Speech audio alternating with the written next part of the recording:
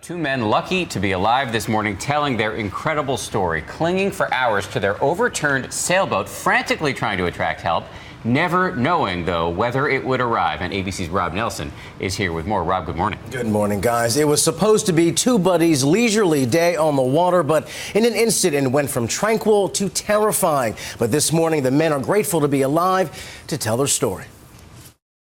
Two New Hampshire men are waking up this morning back on dry land and lucky to be alive. They were very cold. They were very thankful that we found them and that we took them in. George Reynolds and Fred Schaefer were enjoying some leisure time in George's 25-foot catamaran in Salem Sound outside of Boston on Friday when somehow the boat capsized.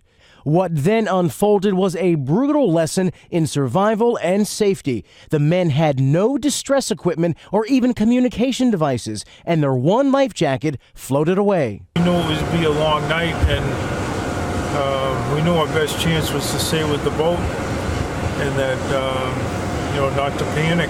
There in the water, the men had no choice but to rely on some higher power. We prayed together, quoting scriptures. 14 hours later, guardian angels did appear in the form of fishermen who were passing by right around daybreak Saturday. The fishermen rescued the men and quickly called the Coast Guard for help. I could not imagine being out here for 14 hours the way they were. They were very brave. Rescued from their soggy ordeal, George and Fred were treated there at the scene and then released, relieved and deeply grateful.